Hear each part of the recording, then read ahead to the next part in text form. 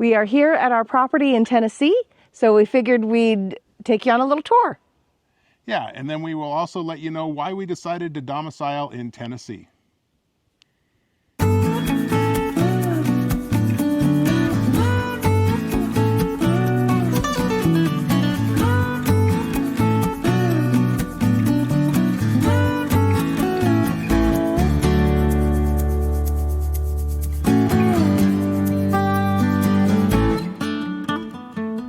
Welcome back to the Wild Blue Wanderers channel. I'm Scott. And I'm Ashley. And for those of you who don't know, we used to live in Southern Oregon and we decided to go full-time in our RV. We also decided that we needed to change our domicile because of some of the tax reasons and other things in Oregon. Yeah, so we chose Tennessee, and in this video we're going to talk about what we looked at and why we chose Tennessee and why we chose our property. Yeah, but first we want to show you an overview of our property, show you a few things that we've done already since we've been here, and then we'll get into the rest. So let's go. So we started by getting a hold of an excavator and having him redefine our driveway for us. The driveway was already here, but it was pretty overgrown and the gravel was pretty much non-existent. So we had him come in, he redefined the driveway and put a bunch more gravel down and got it all compacted in pretty nicely, so we have a nice place for the motorhome to sit. Was a driveway. All right, go up.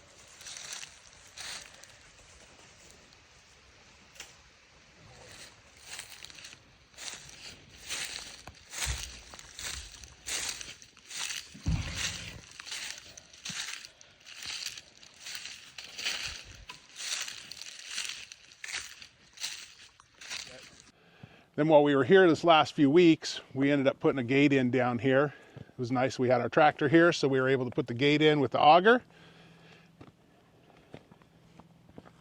So now we can close it off when we're gone. So the excavator was able to get us a nice spot here. It's a nice level spot for Big Blue to park. This is where it looks like there was an old mobile home here. And we found out that previously there used to be a manufactured or mobile home parked in this area. So we already had a septic tank in place. Power used to be up here on the property. And we also had an option of a well and an option of community water. Yeah, so that was good. We were going to have a well, professional come and see what it would take to get our well back in order. But we determined that actually the city water or the community water was pretty reasonable, and a lot easier. So we just went ahead and had that connected. At some point we might have the well connected, but for now we have city water. Yeah. While the excavator was originally here taking care of the road, we went ahead and had him look at our septic tank. Because he was a certified septic installer, he was able to check it out for us, and all we really needed was to have a riser put in. So he put the riser in, and it was all ready for us to dump when we got here. Then after we got here, we got a hold of a different excavator, and he was actually able to come up and dig us a trench and put in our water supply and connect it in down below to the city water connection.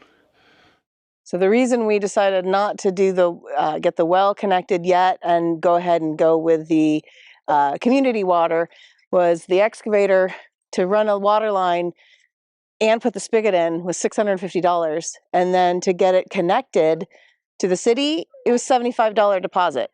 So now we've got water and sewer on the property. And on this pole right up here, we have power available when we decide to connect into that. When we got here, the first thing we needed to do after we parked the motorhome was to clear an area so the dogs could have somewhere to go out and potty, especially the blind dog. Before. Well, after gravel. Everything was pretty overgrown. A lot of small trees and blackberries, so we got this all cleared off for the dogs here. Didn't want him to poke his eye out. Right. Scott had the tractor come and clear up. So yeah, we cleared a little spot here going up the road, or making a little road so we could get the trailers up above. This is before.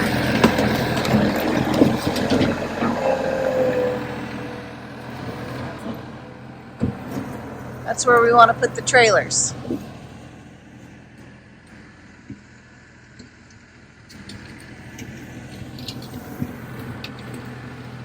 Look at already.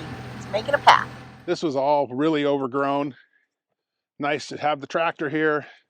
So we were able to clear some spots so we could put our dump trailer and flatbed trailer up here. It was full of blackberry vines, and so you'd be walking through, even though it wasn't super congested bushy, it would catch your pants, and I didn't like it. You can see there's still a lot of garbage that's going to have to be cleaned up. Some of these old sheds are falling down and pretty dilapidated, so those will all go away eventually. So we still got some work ahead of us, but we started this lifestyle not to be too carried away with work, so we're just going to do little by little while it's fun. Yeah, we'll do that. We'll do more of it in the spring. So one of the other projects we decided to do was just to build a little inexpensive shed here so we can keep the tractor dry through the winter. And this is Willie's girlfriend. It's a lot different with all the leaves, but which makes for a nice privacy. So we got a power pole right here on the property. We just got to tap into it and bring it over. We got a septic tank clean out right here, so we'll eventually bring a line in to where the motorhome will sit. And there's an old well back there we might get fixed, or we've got city water that we can run up here, so we'll eventually have it set up. Maybe put a little shed or casita type thing or something up here also. And as Scott said, we didn't get into this lifestyle, full-time RV life to do a lot of work right away. But with 3.5 acres on this property, we really have the option of taking some time and figuring out what we want to do. Yeah, we want to make it fun and enjoyable. It doesn't need to be a job for us to do. So right. But we don't want a bunch of trash on it, so we'll get that off first and foremost sometime probably next year. Yeah, we'll be back in the spring and we'll work on it a little by little while we're here. We have some other ideas of maybe eventually putting in a few little RV pads or spots for some of our friends if they want to come visit. Maybe putting some kind of a little casita down with a bathhouse or shower in it. You know, maybe a washer, little kitchenette, washer, dryer, full-size washer, dryer. Maybe a futon or something if somebody doesn't have an RV and needs a place to sleep for a night or something. So we've got ideas, but that's not going to be anytime soon. It'll be down the road. We didn't want to rush into it. Right. We're enjoying our retirement and time to be full-time RVers. Yeah. But there's options down the road. Absolutely. We hope you enjoyed our tour of our property here in Tennessee. And now we're going to talk about why we chose Tennessee and really why we chose this area of Tennessee in particular. Right. So one of the first things that we wanted to find was a state with no state income tax. And not only that, but that was just tax friendly in general. So for right now, we're not of retirement age, but we will be. And we wanted to find a place that doesn't tax retirement income and also has, pretty decent death tax stuff too. Right. So between that and just the general cost of living, that's one of the big reasons we chose Tennessee. So one of the other things that we looked into was vehicle licensing and registrations. We came from Oregon, which does not have a sales tax. So that made a big difference when we were looking at moving to other states. A lot of states will recharge an excise tax on vehicles when you move into those states if you never paid any sales tax on them. In South Dakota specifically, they charge you an excise tax on the purchase price of your vehicle, no matter when you purchased it. So for our motorhome and pickup and just the Bronco, we would have been into it $13,000 in excise tax just to title our vehicles in South Dakota because we came from Oregon, where we already paid a high income tax on all the dollars that we used to purchase those vehicles, but it wasn't a sales tax. So we looked at that, and Tennessee is one of the very few states that does not charge an excise tax on their new residents. So that would save us a lot right there. Secondly, in Oregon, we actually had fairly decent costs of registration compared to other places in the country, especially because we weren't in the Portland metro area that raises their prices even more. So in Oregon, to register the motorhome, it cost us $350, give or take, for 2 years. So that was about $175 per year to register the motorhome. In South Dakota, it was going to be close to $615, $620 per year. And here in Tennessee, they charge us the same as they would a regular vehicle. So it's the $29 state fee plus, depending on which county you're in. In Scott County, it's an extra $30. So for $59, we register the motorhome here. And it's very similar when we look at the prices for the pickup and the Bronco. Basically, we're paying half of what we paid in Oregon, and we would be paying double of what we paid in Oregon in South Dakota. And some of you may not know, we actually own some property also in South Dakota. We owned a piece of property in Sturgis, South Dakota that we have set up as an Airbnb. That's why we're using that as a comparison. And because a lot of people use South Dakota as a domicile because it's easy to domicile there. Super easy to domicile. I think you just literally have to spend one night there Something in like order that. to consider it your home, your residence. Right. Another thing that we looked at was the price of real estate. We knew we wanted to purchase property wherever we domiciled because we want to have an exit plan for if we needed to come off the road or we get tired of, motorhome or want to come off the road, whatever. We wanted to invest in our future. And so we wanted a place where real estate fees were generally lower. So the cost of purchasing property here in Tennessee historically has been quite low. Although, as with most places in the last, 4 or 5 years, real estate prices have definitely jumped, but it was still quite affordable. We paid about, $25,000 for our 3.5 acres that had some utilities already either in place or ready to go. Right. And we saved that just from not paying an excise tax in other states. Also, as far as real estate fees go, property taxes are really quite cheap here, especially on unimproved land, which is what we purchased. The property tax bill that I received this year was $34. Now, granted, I did pay the full balance, so I think I got a little bit of a discount, $3 to $4.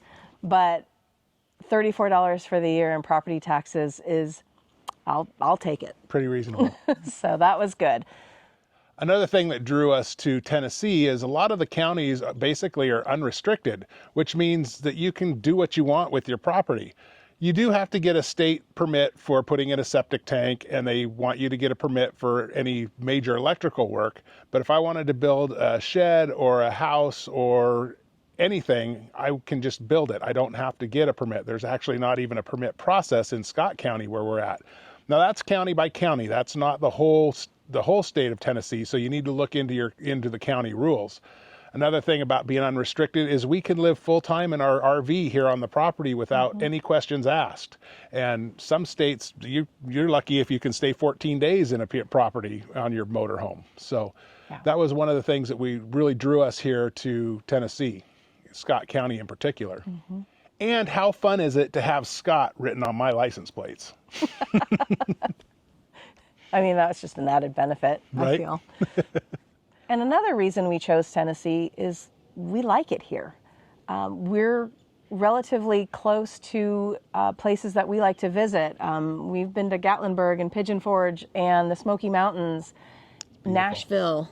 Yep. I mean, Nashville's only, less than 3 hours from us. Heck, even Memphis is really fun.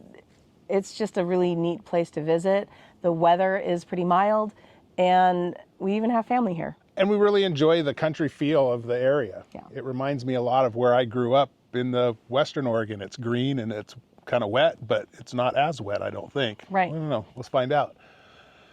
But it's not perfect. It's not perfect. So domiciling in Tennessee is a little bit more difficult than, say, South Dakota, Texas, Florida. Those seem to be the big three. The escapees kind of have mail services set up there. In Tennessee, you have to show that you are actually a resident, whether it be a deed, electrical bill, utilities, or even a rental application or a rental agreement showing that you actually live here before you can become a resident of Tennessee. So that's a few more steps. You know, I've heard of some people who have found a mail service and they've been able to get it worked through, but it's not as easy as it is in some of the other states to do that. No. And also with the mail forwarding services, there's not near as many here as there is in other states. Escapees and stuff are set up, like I said, in Texas and South Dakota and Florida. That's not set up here. There are some UPS stores that do some of the mail forwarding services, but they're in the big cities. We did happen to find one, A1 Shipping and Printing, that's over in Jacksboro, which is about a half hour from us, from our property, I think. And they're a great family-owned company. They take our mail in, it goes in a box. They will send us a text message or give us a call when something comes in, and they'll take pictures of our stuff and let us know, you know, so we can decide whether we want to keep it or have it shredded, or they'll even open it up for us and take pictures of it if it's like a bill and we just want to pay it online or something. Yeah, we've set most of our bills or our, you know, account statements to paperless, so most of what they get is junk mail, and they'll just throw it away if we ask them to. Yeah. But it's nice to have that option that, you know, if some of you guys want to send us stickers or you want us to send you some stickers, you can send them to our mail forwarding service, and then when we get enough, we'll just have them overnight it, and I think it costs us like $10, and they'll just ship it to wherever we are, and that's a great option. Yeah. Another thing that's not so great about Tennessee is the sales tax is really high. It's at what, I think 9? Yeah, 9 or over percent. 9% for a statewide sales tax, and then even groceries are taxed at 4%. Right. So the cost of living for buying things isn't that cheap, but that makes up for the lack of state income tax. Right. However, we have most of our big purchases, so that won't really affect us as much as it would, say, somebody living full time in Tennessee. Right.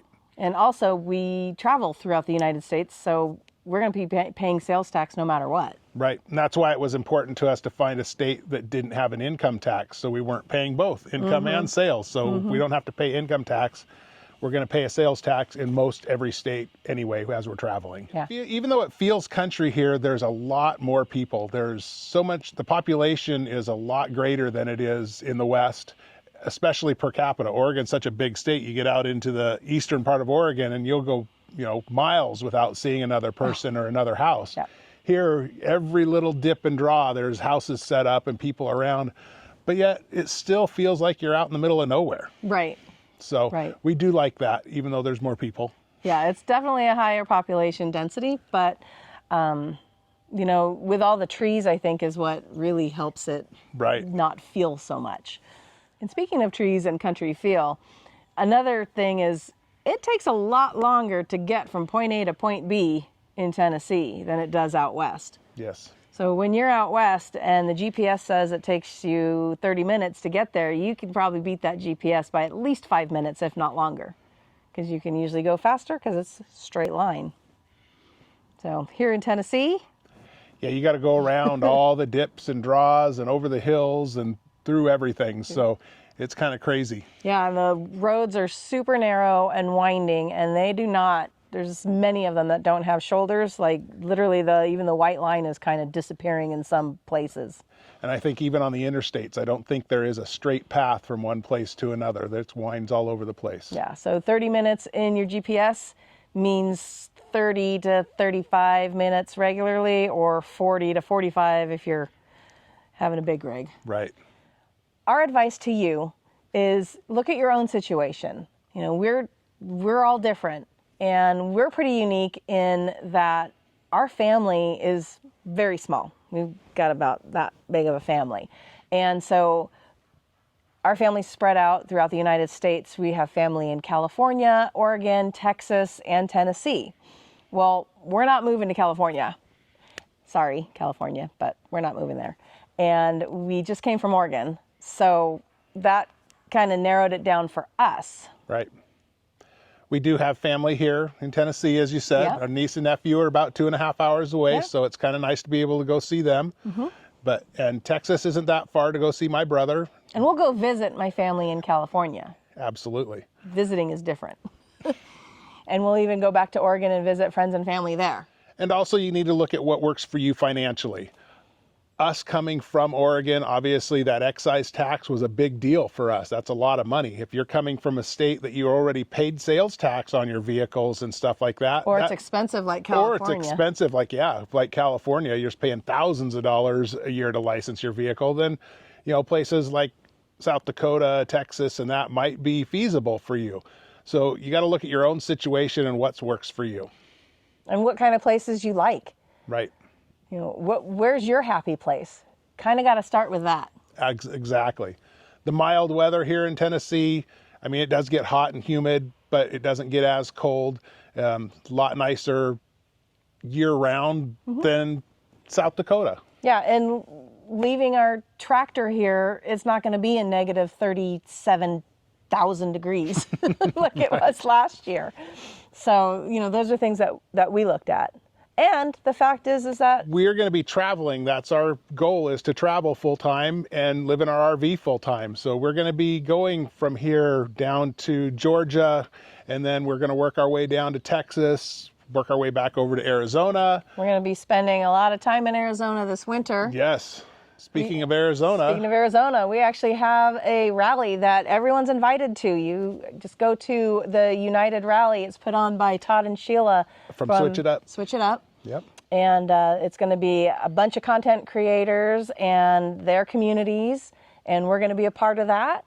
And so make sure you go to, we'll put the website somewhere on here. Yeah. So check out the website. It's going to be at the Pima County Fairgrounds in January, right before the Quartzsite RV show. We already got our tickets purchased. We've got our spot picked out, so we'll be there, and we hope to see some of you guys there if you haven't already decided to come. Yeah. Well, I hope this was interesting to you. If you made it this far, I hope you enjoyed the tour of our property, and that our insight on why we chose Tennessee might help you make a decision for your domicile place if you choose to pick a new domicile. And if you have any questions, or if you've chosen a different domicile, or if you chose Tennessee, let us know why. Let us know in the comments. Yeah, we'd really like to know. So we hope you give us a thumbs up, and if you haven't already, please subscribe to our channel. Hit that little notification bell, then you'll know every time we put out a new video. Thanks for watching. Bye.